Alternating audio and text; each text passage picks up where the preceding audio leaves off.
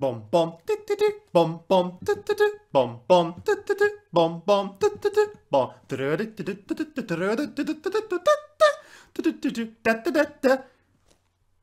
And that's Flip the Frog.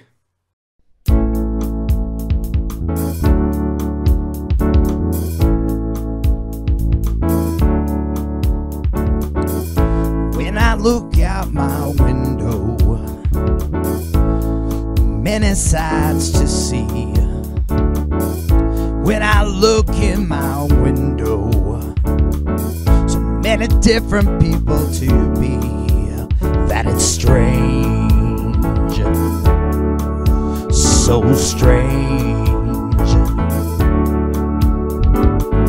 You got to pick up every stitch. You got to pick up every stitch. You got to pick up every stitch. Must be the season of the witch. Must be the season of the witch. Oh, must be the season of the witch.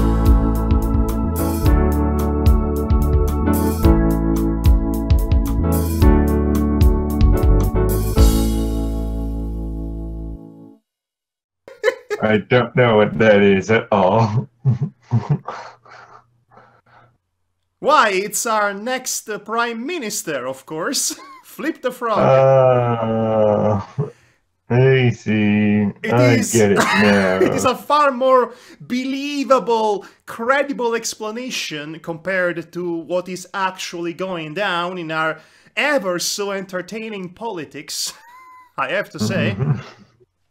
So, Liga Nord guy, Salvini, and five-star movement guy, Di Maio, are not getting along. And if they are not getting along, it means no pigsty, which is my word for government. They need to get along to form a pigsty to rule this godforsaken country that we still call a country somehow.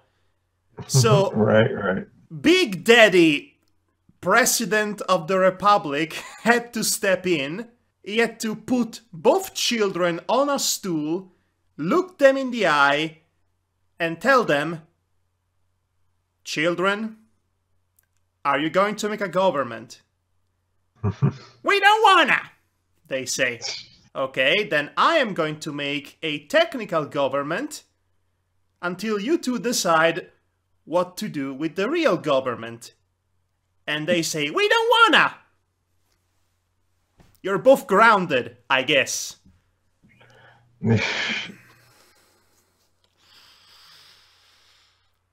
And that's just how it is now? Basically. Oh, and also, remember when I said that Berlusconi was out of the political game? Yeah. He's back! Oh god, no! Oh, back with a vengeance. Cleared of all charges.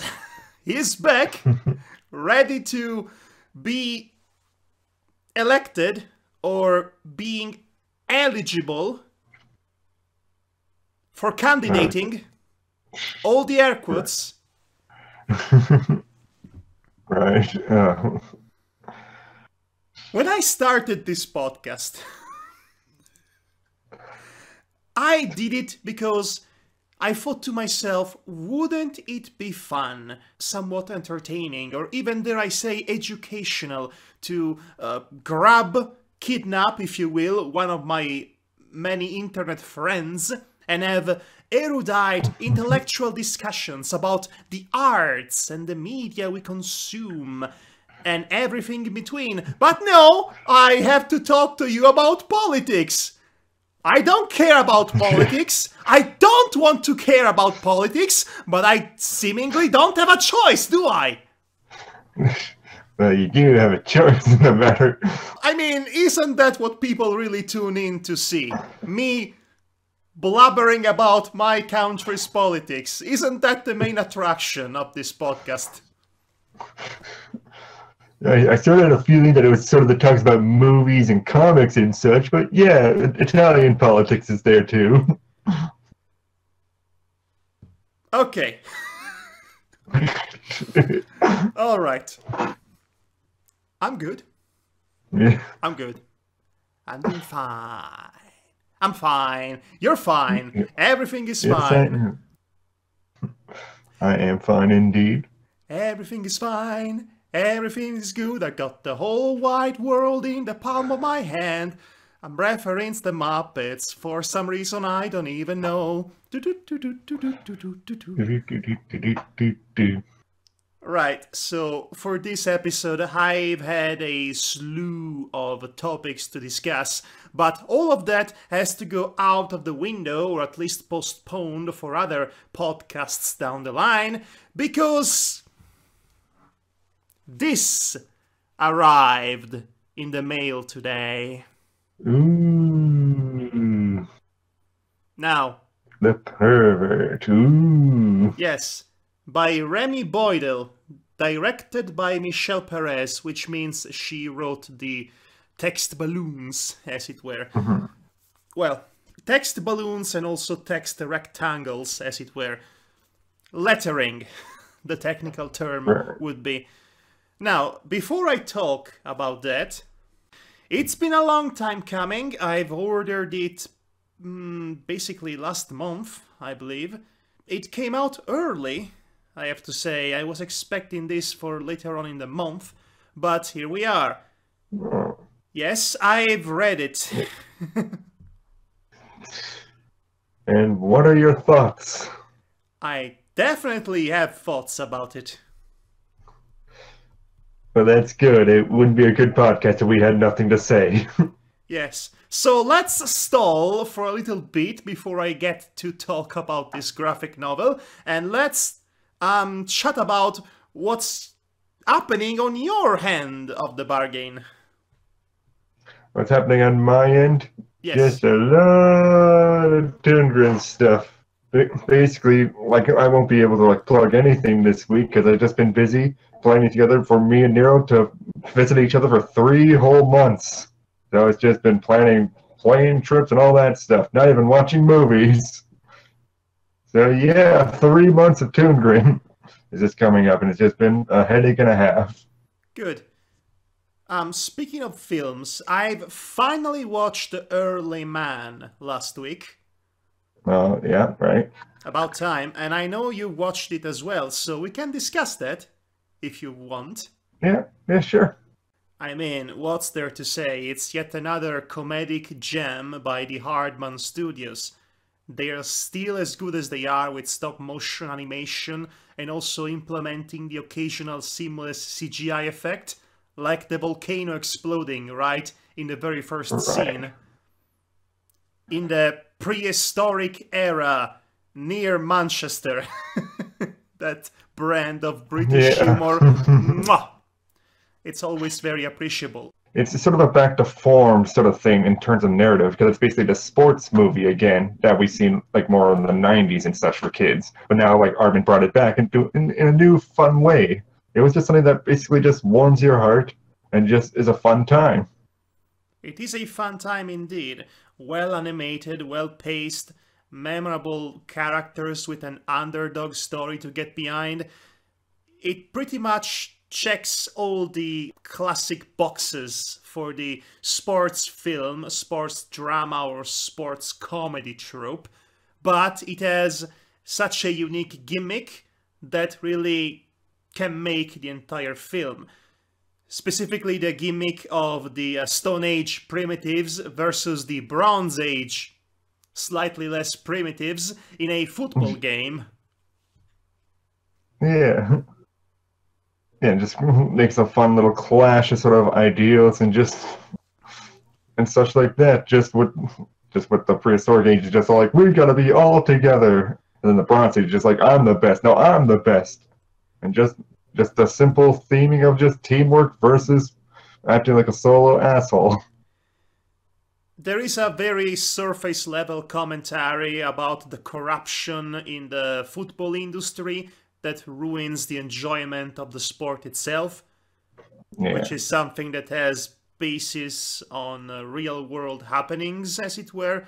England, I should say, the UK and France are like cat and mouse or cat and dog in terms of historic feuds and rivalries, so it would make sense to have a French villain in a British comedy, although I do appreciate the not insignificant detail of the bad guy being obese with really small hands. Yeah.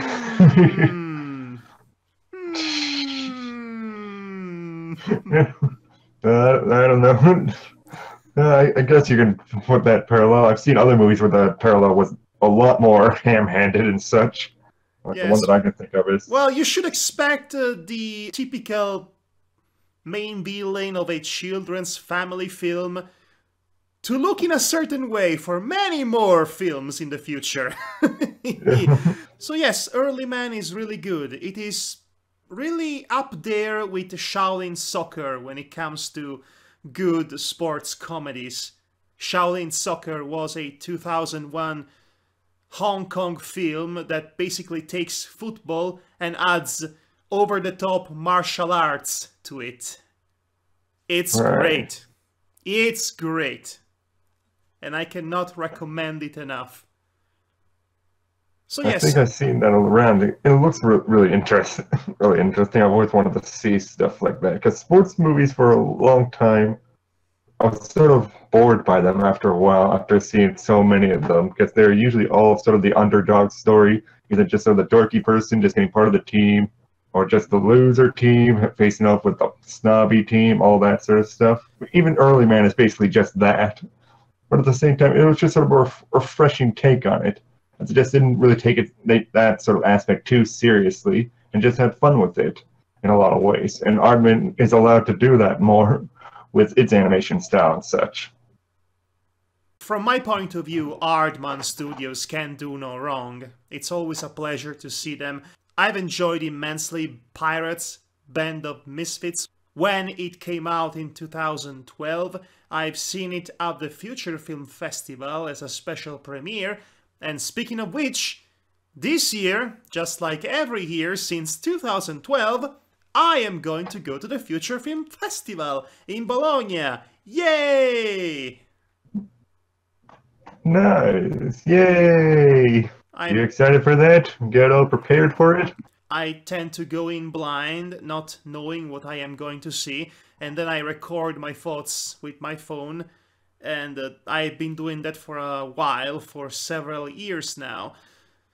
I used to do full written reviews of my favorite films, but for reasons concerning the laws of physics, I could not possibly review all films that I saw in that format, so I just record myself with my vlog in guerrilla style. I deliver my reviews on the fly about all the films I've seen. But I can also discuss my favorite ones in this format, in the format of my podcast, once I come back. Yeah. A week full of movie magic. Hopefully a better edition than last year's.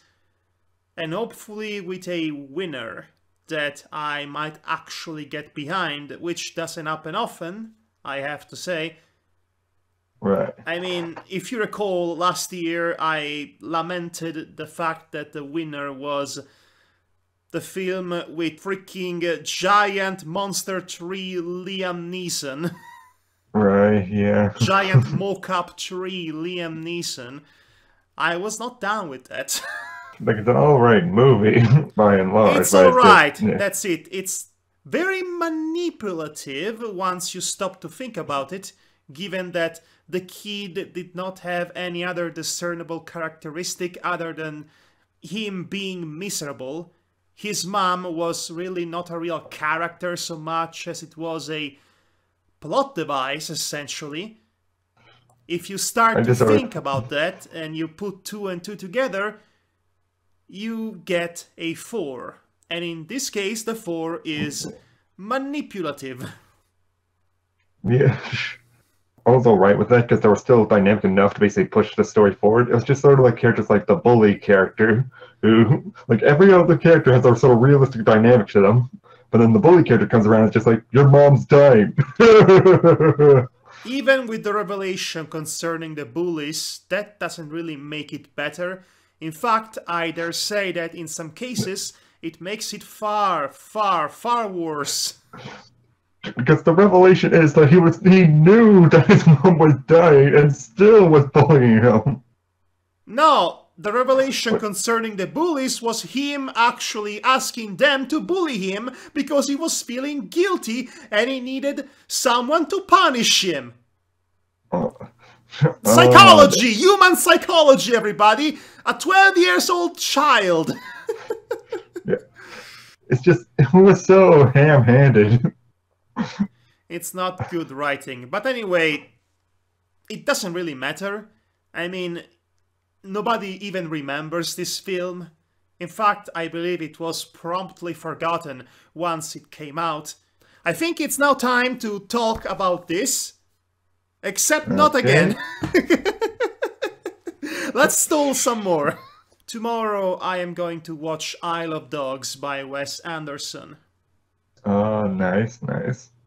That was an interesting movie watching it the first time doing it, because I was expecting something completely different, because I didn't really do any research on the movie.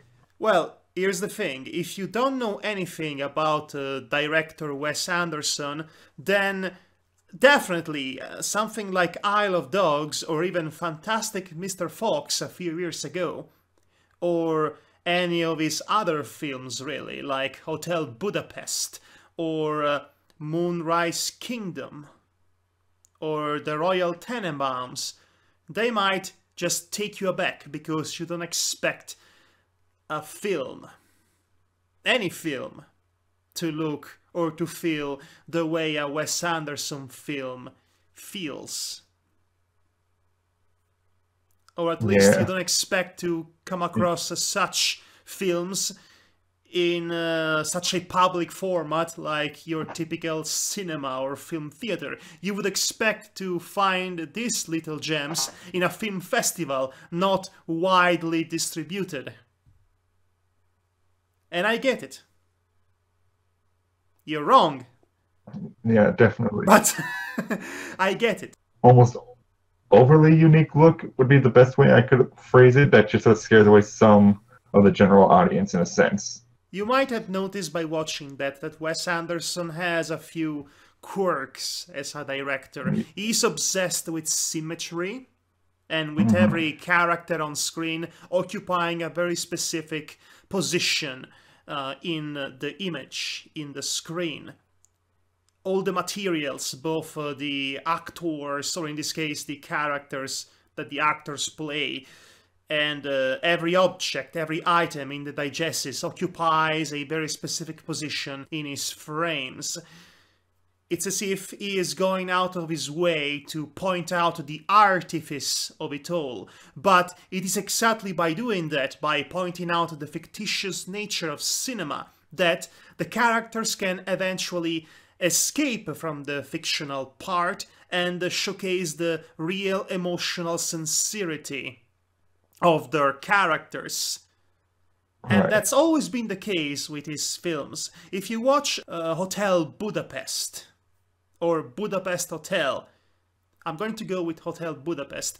If you watch Hotel Budapest, it's exactly like that. There is a overly fictitious set with characters occupying very specific positions, really putting a magnifying lens on the fake that is the cinema. But at some point the characters really come out of their stilted acting and they start to properly convey human relatable emotions, as if to finally revealing their true humanity. And that's always been the case with his films. If you watch enough of his films, you will start to find very specific patterns repeated ad infinitum.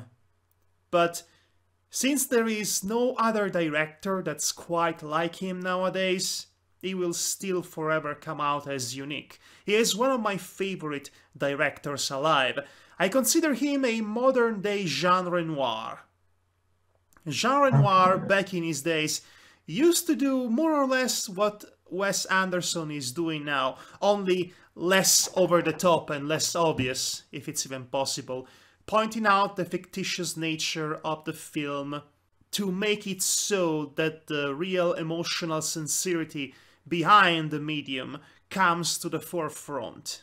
It's a very complex meta-textual game that is made to look deceptively simple.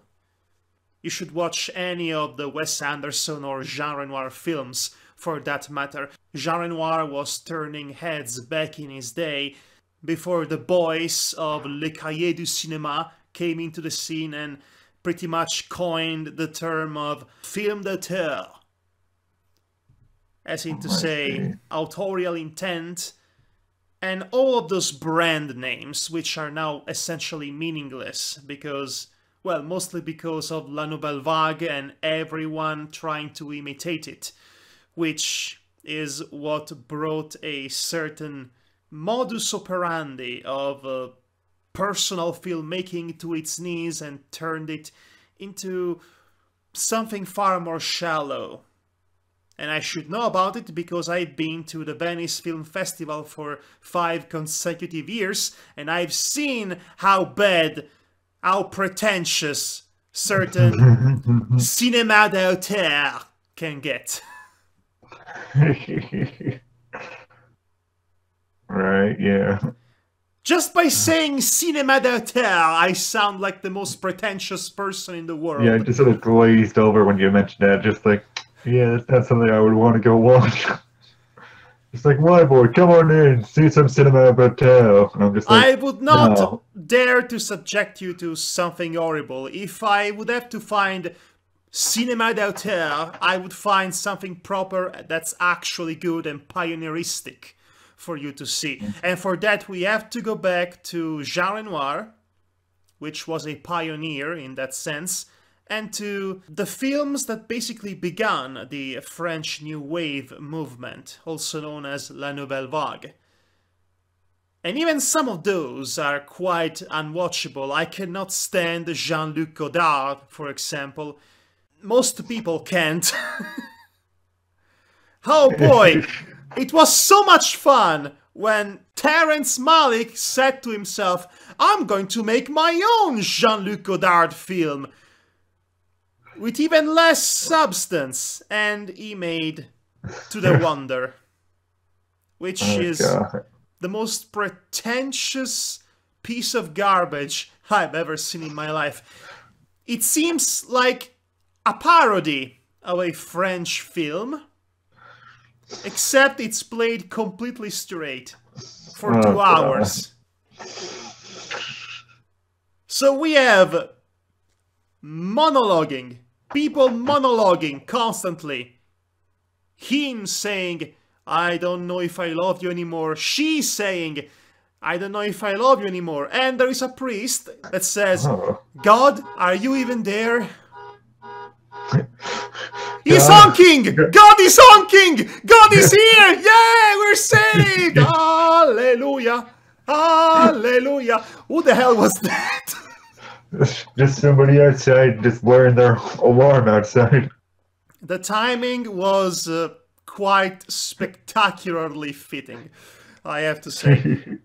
So, yes. Oh, of course, a lot of shots of a girl in white dress dancing. You have to have that in your French film. Terrence Malick is no good. He's no good. Right, so I think we said enough about Wes Anderson for now. Wow, Wes Anderson was the original topic. I've diluted this conversation towards unprecedented paths, I have to say.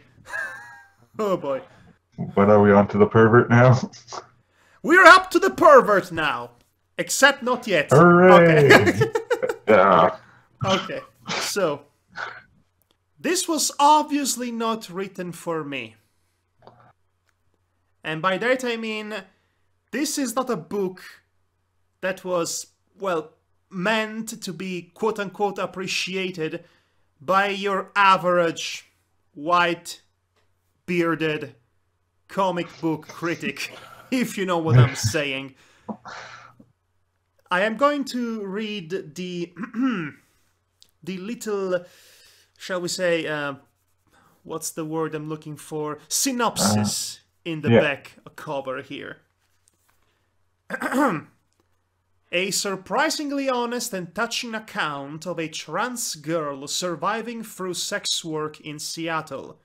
The Pervert is an unflinching debut graphic novel. This full-color volume, drawn and painted by Remy Boydell and written by Michel Perez, continues and expands upon the story that was first seen in the Eisner-nominated anthology Island, which I have not read. Well, I guess this was not really a synopsis of sorts, but it should give you the idea of what to expect here. Yes, to this graphic novel's credit, it is about as frank, unflinching, and also surprisingly grounded account. It has quite a few graphic depictions of, well, sex. For obvious reasons, this being a story of a trans girl working as a prostitute, as it were, trying to survive. Structurally, this comic is peculiar in a sense, because it tells you various snippets in the life's journey of this person as she goes through her personal issues and her jobs and the people she meets. But what's interesting about this comic aren't so much the things that are said and shown, rather the things that are not said or shown. The graphic novel is very, shall we say, selective in what to show to you.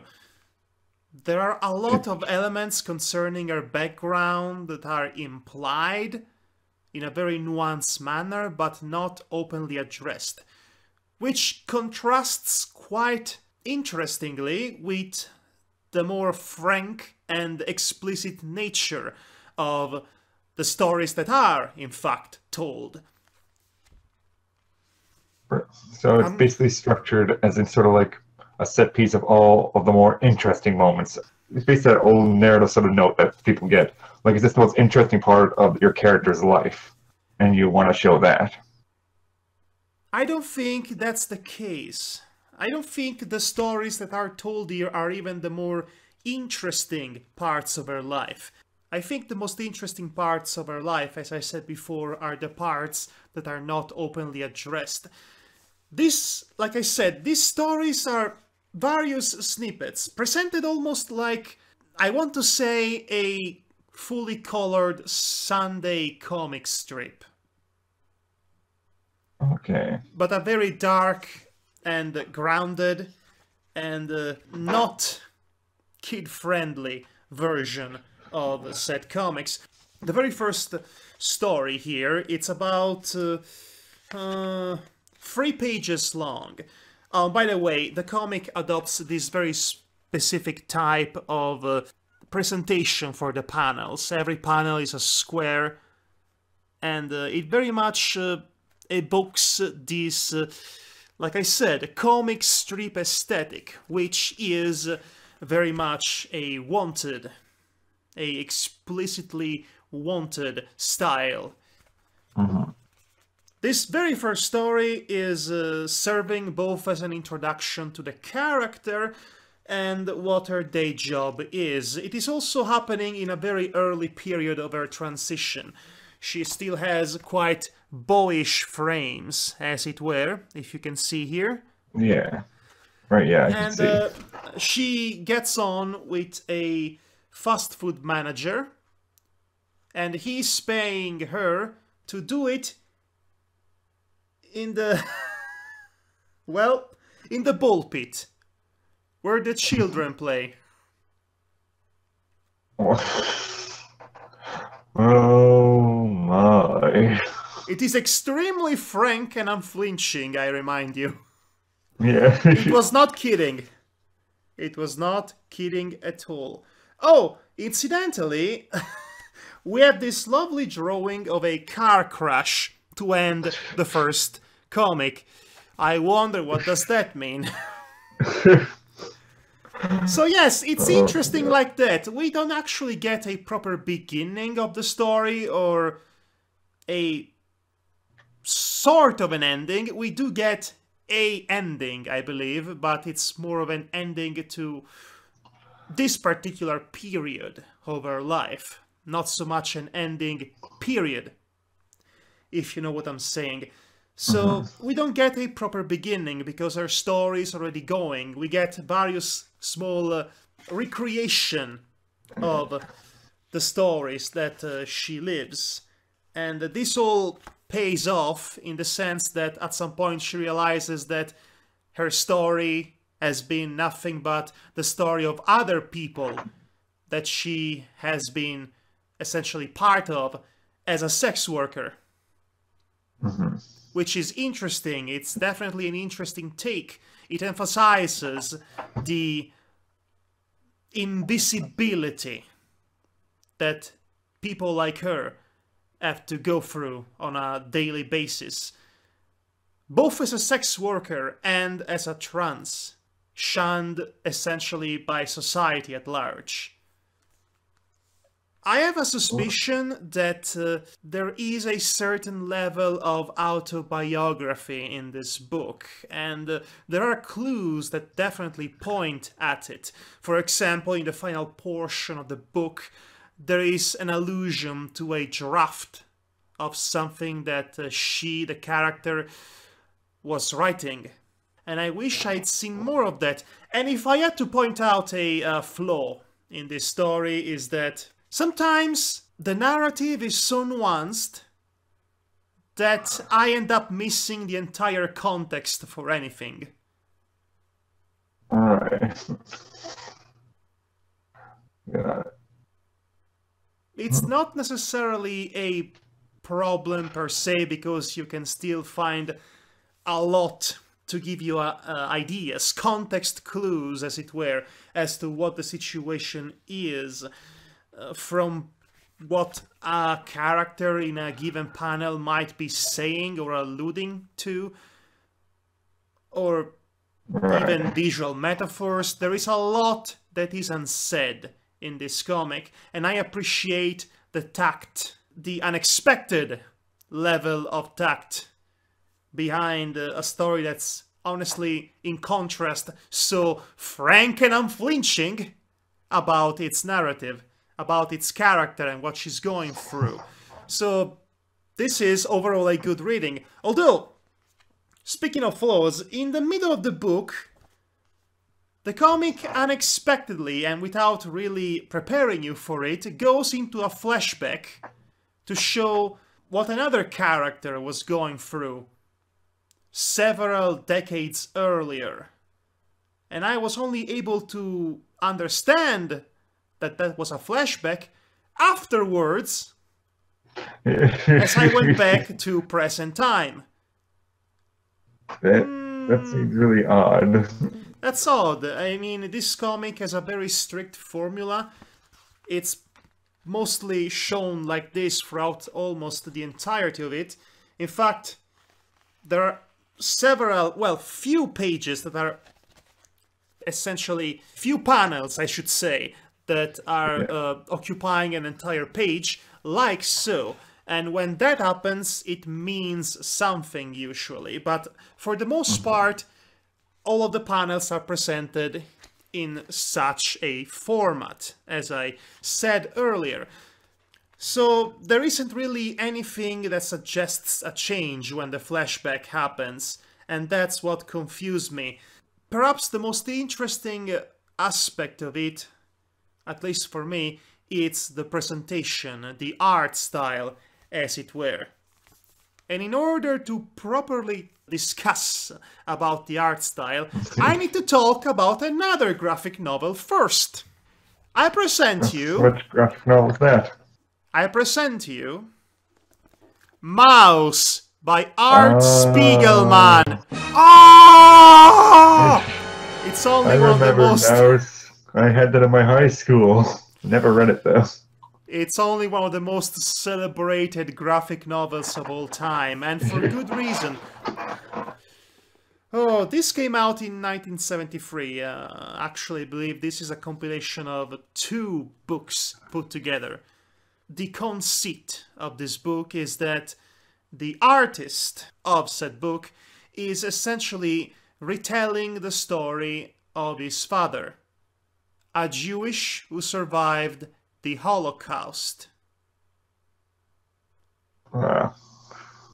Now, some of the things portrayed in this book, some of the things shown and talked about in this book, they are quite cruel, to say the very least, to be euphemistical, in fact. It's the kind of horrifying, unflinching, there's that word again, portrayal of human cruelty that no history book and no mainstream media would ever have the guts to tell you about. You, of course, have heard all about the Nazis being evil and all that. Nazis have basically been turned into cartoon characters over the decades. And then you read this book and you find out what a typical Nazi soldier used to do to a small Jewish kid if they wouldn't stop crying. Is it something horrifying? They used to take them by the leg and splat them on the wall. I'm just trying to picture what do you mean by splat them? Literally what I said. They grabbed them by the leg, they wound them up as if to throw them, and they had them collide really, really hard to the wall. Oh my god. This is the kind of details that the history books, or your teacher, or a Schindler's List, if you will, left out. It's not marketable. It's not mainstream.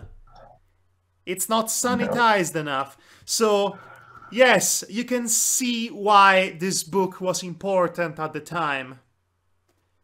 Also, and more interestingly, this book had a unique gimmick, if I may be allowed to use hair quotes once again. I used too many hair quotes in this podcast already, my gosh.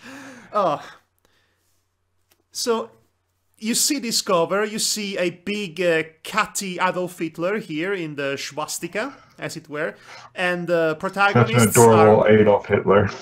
are mice. Yes, so the unique stylistic choice in this book is that every character is portrayed like a cartoon animal. In a very basic manner as well. The Jews are mice, and the Germans are the cats. Right. It's about as basic a metaphor can possibly get.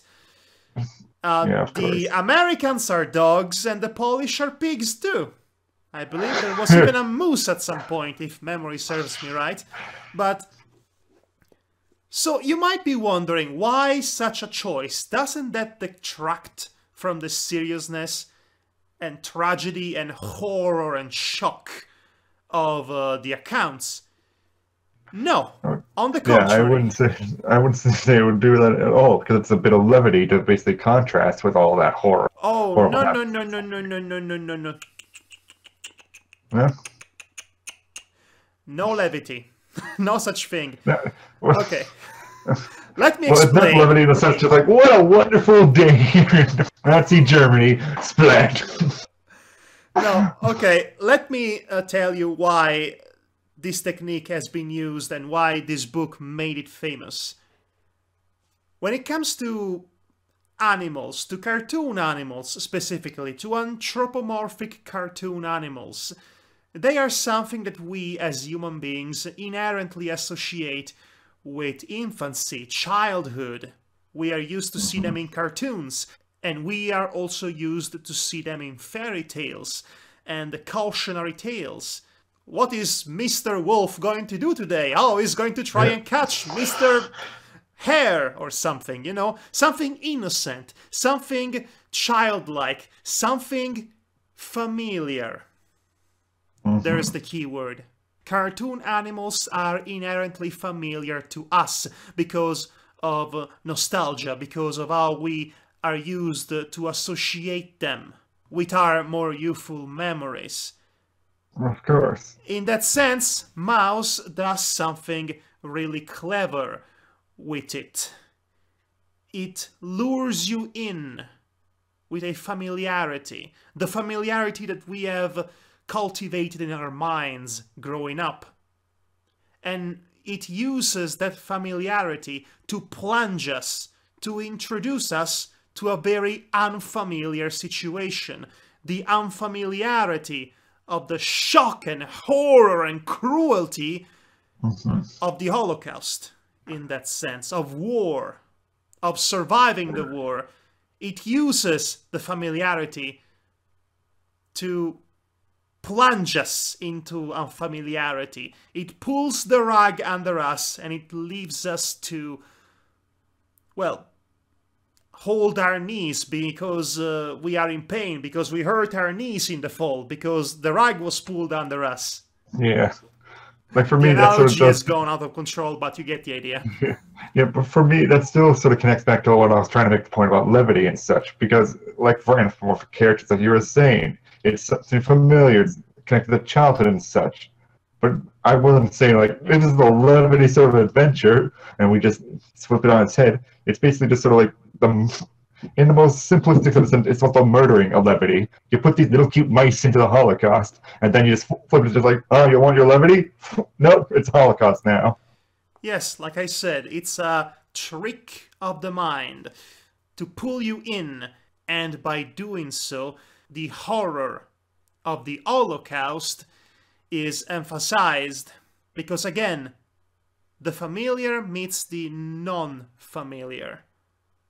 And thus, we can relate much better to the cruelty of it all, to the shock and terror that comes with it. It's, in a sense, what already fairy tales used to do, to make us relate with a situation or a character. And it works its magic really well in this really important manuscript here. Which brings me back again to the Pervert, which uses more or less the same technique. The main character basically looks like a female Snoopy, for lack of a better term. I'm sort of expecting, I guess, Betty Boop, something like that. Now you see the shape of the muzzle, the roundness of the muzzle. Oh, that's a muzzle. I thought that little dot was her mouth. No, that's her big Snoopy-like nose. Oh, I see. Okay, I see. It pulls you in. Again, familiar introduces you to the unfamiliar. And once again, it works its magic really well. And I'm going to give you a very specific example of how said magic works in this comic, because it is actually far less subtle than Mouse in that regard.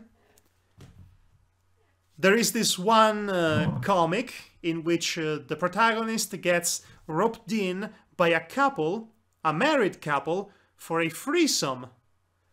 Wife is a feline, husband is John Arbuckle.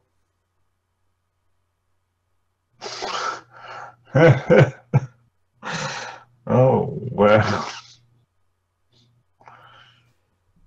Really just John Arbuckle? Well. I might just show it to you. I might just show it to you. Sure, why not? Where was it? I believe it's one of the earlier ones. It's... Oh! Do you see him? Yep, I see him. Oh god, his face looks all doofy. It's basically John Arbuckle.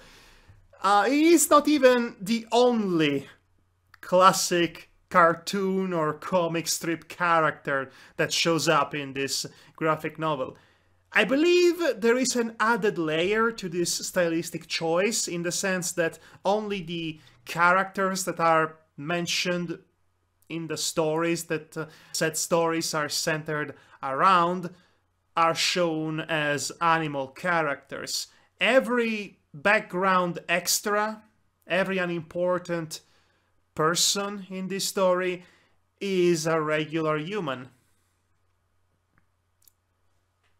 I believe that is a stylistic choice done to protect the identities of the people involved.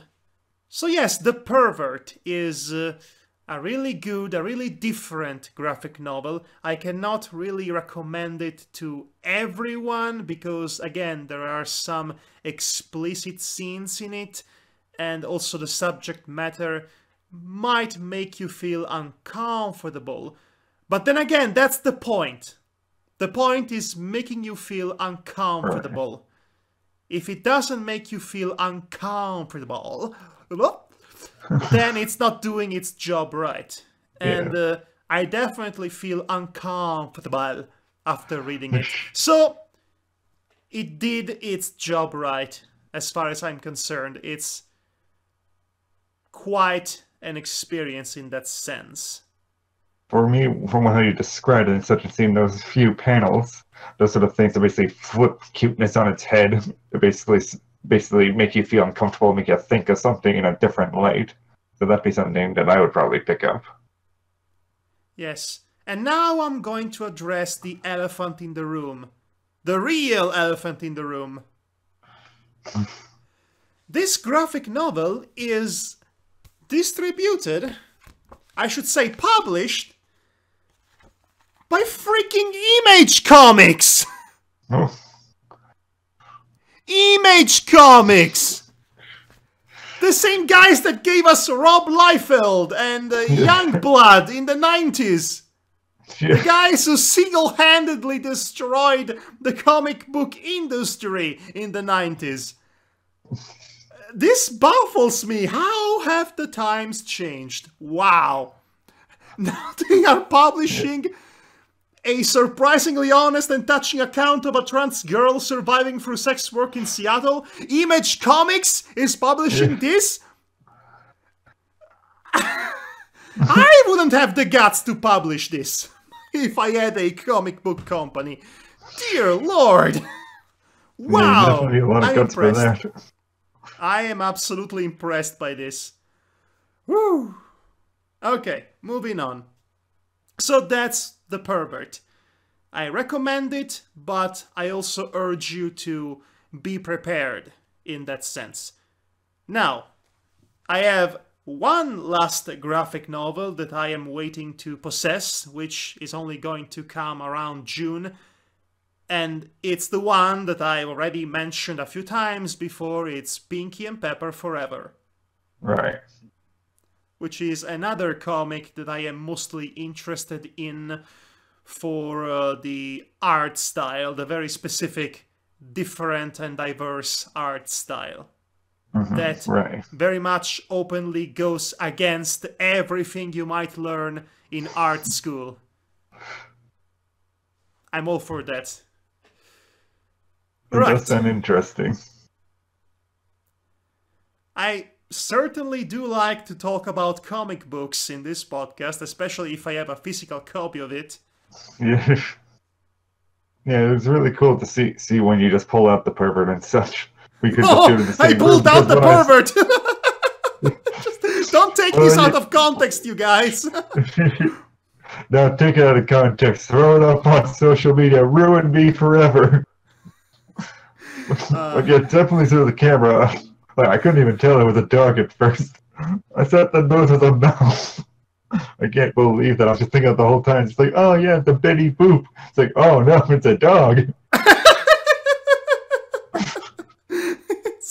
Okay. That's funny. Yeah. That's funny, actually. That's really funny. Right. So, do you have anything to add before we successfully conclude yet another excellent podcast, I want to say? Well, all I can really say is definitely always be on the lookout for any of these sort of like really out there sort of comics and such, because they definitely exhibit much more challenging content out there that can really just sort of change your thinking, basically challenge yourself. Like, I definitely want to go out there and pick up the Pervert, because that seems like something that I'd have to like to really read for myself. I would love for you to do that, so we can actually have a proper tete-a-tete about it instead of a one-sided conversation. I would definitely love to hear your opinion about it. Honestly, Yeah, I'm well, going to say this. I'm going to conclude this podcast by saying this. This is what comics are for me. I'm not necessarily referring to a comic about a surprisingly honest and touching account of a trans girl surviving for sex work in Seattle. I'm referring to the idea of courageous, brave, and unique point of views narratives being published or presented to an audience, either through a classically printed book or a webcomic. I read a lot of webcomic in that regard. This is what comics are to me. This is what the comic book experience is to me. Unique points of views related in a sequential art form that are decisively not slaves to a mainstream formula, an outdated mainstream formula for success, and definitely not any of the superhero comics. I enjoy reading comics online and printed because they might have something different and unique to offer for my personal enjoyment, in an attempt to open my mind as much as possible to different people with different stories and their own personal background informing their stories and what have you. I'm loving comics so much as of late, more than I've ever had in a very long time, honestly. So yes, that's about it. I don't have a particularly meaningful or witty conclusion to that thought. That was just me rambling for 5 minutes about how I love comics. Yeah. I have no idea what happened right there. Just good old wag again. Just sort of like crunching all your words together, so it's just like and it all just crashed on me. Well, I think this time you are the one who's having a problem with their connection, not me. It's all green here. You saw it, folks. Yeah, I guess it is. I checked it. I don't know what the connection was. I had pretty solid connection all day long. But it's solid now. Solid now. We're right now. I guess it's that time of the show in which we do our final greetings and our many plugins, as it were. So, WhyBoy. Yes. I should have plugged Toongrin.com because we're coming up with so many new things, because we're going to be visiting me and Nero each other over the next 3 months. Going to be doing new watching stuff, new cartoon corners, new reviews. And in September, we're going to do like a very big review special, so just stay tuned for that. Go to Toongrin.com and follow all our social media. Just stay up to date on that. Next up is Just Until definitely this Saturday, because after a file corrupted, I fixed it. It's up there now. Huzzah! Huzzah! Right then. Well, as for me, you know me by this point. Subscribe to this YouTube channel, click the notification bell, and follow me at Adriano Bordoni1 in Twitter, that is, in Twitter, as if it is a city. Support me on Patreon to see preview screenings of my videos. And that's about it, I believe. Yes, that is indeed about it. So yes, this has been yet another Team Yume podcast. I have been your host, Madhog Master, and this has been Nick Fury, I mean WhyBoy. Don't tell them my secret identity! God! Now I'm gonna have to kill you. Have you seen Infinity War yet? No. I cannot do the joke then. Alright, good night everybody! Goodbye.